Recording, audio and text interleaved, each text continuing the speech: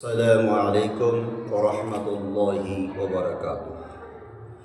الحمد لله نحمده ونستعينه ونستغفره ونعوذ بالله من شرور أنفسنا ومن سيئات أعمالنا. من يهده الله فلا مضل له ومن يضلل فلا هادي له. وأشهد أن لا إله إلا الله وحده لا شريك له وأشهد أن محمدا عبده ورسوله. أما بعد، أعوذ بالله من الشيطان الرجيم.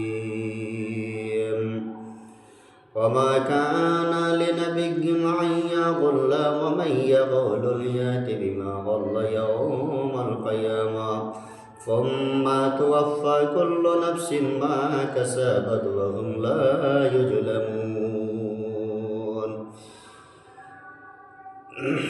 প্রশংসা মাত্র আল্লাহ সুবহানাহু ওয়া তাআলার জন্য, যে মহান আল্লাহ সুবহানাহু ওয়া তাআলা অতীব দয়ালু।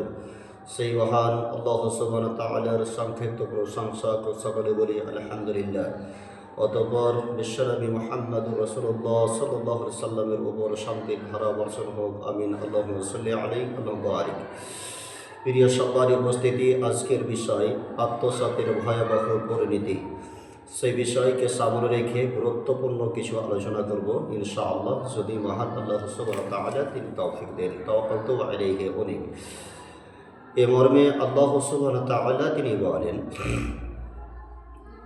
আর কোন নবীর পক্ষে আত্মসাৎ করা শোভনীয় নয়, এবং কেউ আত্মসাৎ করবে যা সে আত্মসাৎ করেছে তা প্রথম দিবসে নিয়ে আসবে।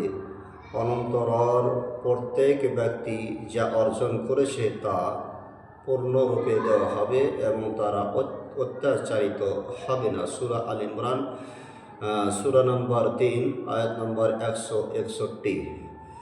অত্র আয়াতে আল্লাহ সুবহানাহু ওয়া তাআলা তিনি বলেন, যে মানুষ যেই কোনো জিনিস আত্মসাৎ করবে কিয়ামতের দিবসে সেই সঙ্গে করে নিয়ে যাবে।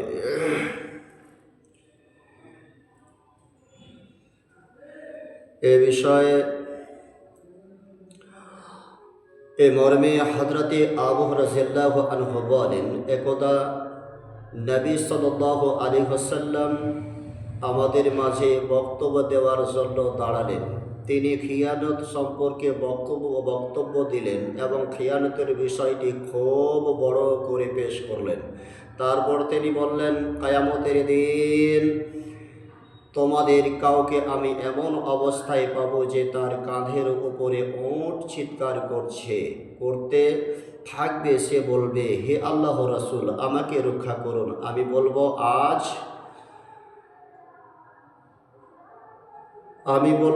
আজ আল্লাহর সামনে তোমার জন্য সামান্য কিছু করার ক্ষমতা আমি রাখি না। যা পূর্বেই বলেছি, কিয়ামতের দিন আমি তোমাদের কাউকে এমন অবস্থায় পাব যে তার কাঁধের উপরে ঘোড়া চিৎকার করতে থাকবে। সে বলবে, হে আল্লাহর রাসূল, আমাকে রক্ষা করুন। আমি বলবো, আজ আল্লাহর সামনে তোমার জন্য সামান্য কিছু করার ক্ষমতা আমার নেই, যা আমি পূর্বেই বলেছি। কিয়ামতের দিন আমি যেন তোমাদের কাউকে অবস্থায় দেখতে না পাই যে সে কাঁধের ওপর একটি ছাগল বহন করে এবং আমাকে বলবে, হে আল্লাহর রাসূল, আমাকে সাহায্য করুন।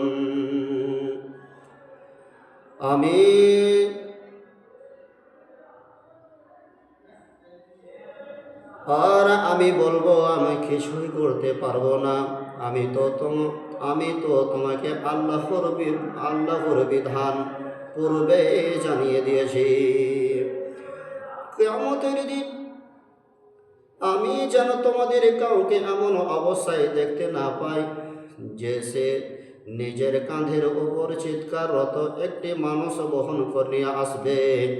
আর আমাকে বলবে, হে আল্লাহ রাসূল সাল্লাল্লাহু আলাইহি সাল্লাম, আমাকে সাহায্য করুন, আমি আল্লাহর বিধান, আমাকে সাহায্য করুন, আজ আমি তোমার, আর আমি বলবো, আজ আমি তোমার কিছুই সাহায্য করতে পারবো না। এ অবস্থায়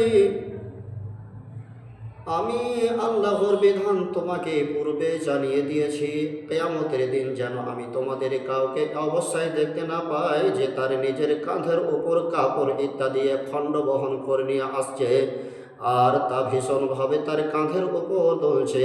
তখন সে আমাকে বলবে, হে আল্লাহ রাসূল, আমাকে সাহায্য করুন। আর আমি বলবো, আমি তোমার জন্য কিছুই করতে পারবো না।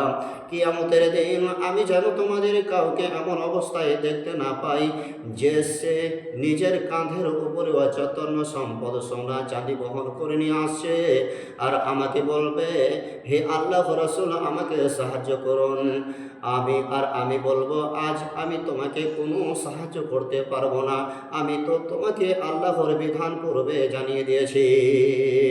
অর্থাৎ পৃথিবীর বুকে মানুষ যদি কোনো জিনিস আত্মসাৎ করে, তবে সেই আত্মসাৎ করা বস্তুটি কিয়ামতের দিন তার কাঁধের উপরে চাপিয়ে দেওয়া হবে, এবং সেই কাঁধে নিয়ে তার কাঁধের উপরে থাকবে, এবং সে বিশ্বনবী মুহাম্মদ রাসূলুল্লাহ সাল্লাল্লাহু আলাইহি সাল্লামের কাছে যাবে এবং বলবে, হে আল্লাহর রাসূল, আমাকে সাহায্য করুন। রাসূল সাল্লাল্লাহু আলাইহি সাল্লাম বলবেন, আমি তোমাকে আজ সাহায্য করতে পারবো না, যেহেতু আমি তোমাকে পূর্বেই জানিয়ে দিয়েছি, অতএব আমি তোমাকে সাহায্য করতে পারবো না। মুসলিম মিশকাত হাদিস নাম্বার 3996। এই মর্মে হযরতে আবু হুরায়রা রাদিয়াল্লাহু আনহু বলেন, মিদআম নামে একটি গোলাম রাসূল সাল্লাল্লাহু আলাইহি সাল্লামকে হাদিয়া দিয়েছিল। মিদআম এক সময় রাসূল সাল্লাল্লাহু আলাইহি সাল্লামের উটের পিঠের হাওদা নামা ছিল, এমত অবস্থায় একটি তীর এসে তাকে লাগে এবং সে মারা যায়। সাহাবীগণ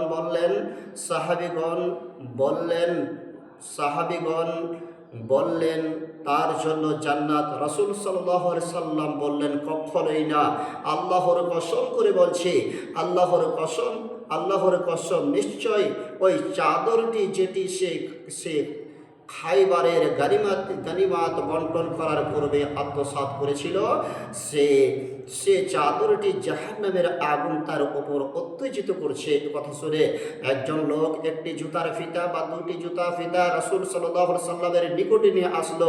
রাসূল সাল্লাল্লাহু আলাইহি সাল্লাম বললেন, একটি বা দুটি জুতার ফিতা আত্মসাৎ করলেও জাহান্নামে যাবে।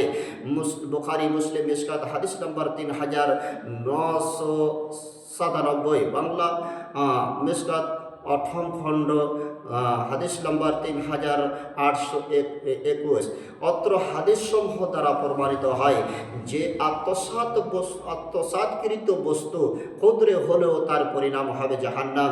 এই মর্মে হযরতে আব্দুল্লাহ ইবনে আমর রাদিয়াল্লাহু আনহু বলেন, রাসূল সাল্লাল্লাহু আলাইহি সাল্লাম বলেছেন, গানিমাতের মালের এক ব্যক্তি দায়িত্বশীল ছিল, সে কাররা নামে পরিচিত, সে মারা গেলে রাসূল সাল্লাল্লাহু আলাইহি সাল্লাম তাকে জাহান্নামী বলে ঘোষণা করেন। সাহাবীগণ তার নিকটে গিয়ে দেখলেন যে সে একটি চাদর আত্মসাৎ করেছিল। ইবনে মাজাহ হাদিস নাম্বার 2841, হাদিস সহিহ বুখারী মিশকাত হাদিস নাম্বার 3898, বাংলা অষ্টম খণ্ড হাদিস নাম্বার 3822।